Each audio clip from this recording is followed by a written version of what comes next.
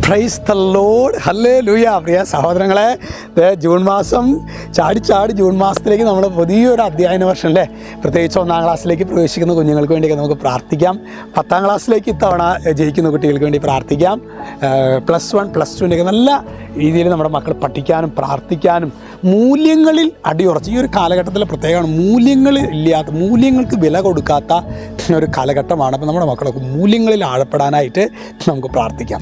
ഇന്ന് നാം ധ്യാനിക്കുന്നത് പ്രഭാഷകൻ 51:8. അവിടെ വചനം പറയാണ്, അങ്ങയിൽ പ്രത്യാശ വയ്ക്കുന്നവരെ അവിടുന്ന് രക്ഷിക്കുന്നു, ശത്രുകരങ്ങളിൽ നിന്ന് മോചിപ്പിക്കുന്നു. അതായത് പ്രത്യാശ വയ്ക്കുന്നവരെ നമ്മുടെ ജീവിതത്തിലെ പ്രിയ സഹോദരങ്ങളെ, രക്ഷിതാവായ യേശു എൻ്റെ എല്ലാ മേഖലയിലും എനിക്ക് വിടുതൽ നൽകും, ഏത് പ്രതികൂലമാണെങ്കിലും എന്നെ രക്ഷിക്കും. അതാണ് ഈ പ്രത്യാശ, ഹോപ്പ്.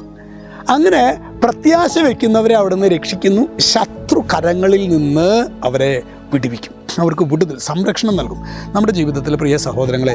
അതുകൊണ്ടല്ലേ ദൈവിക പുണ്യങ്ങളാണല്ലേ വിശ്വാസം, പ്രത്യാശ, ശരണം. നമ്മുടെ ജീവിതത്തിൽ ദൈവിക പുണ്യങ്ങളിൽ ആഴപ്പെടാൻ വേണ്ട കൃപയ്ക്ക് വേണ്ടി നമുക്ക് പ്രാർത്ഥിക്കാം. ഈശോ നമ്മെല്ലാവരെയും സമൃദ്ധമായിട്ട് അനുഗ്രഹിക്കട്ടെ.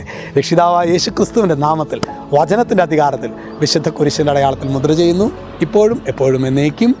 ആമേൻ.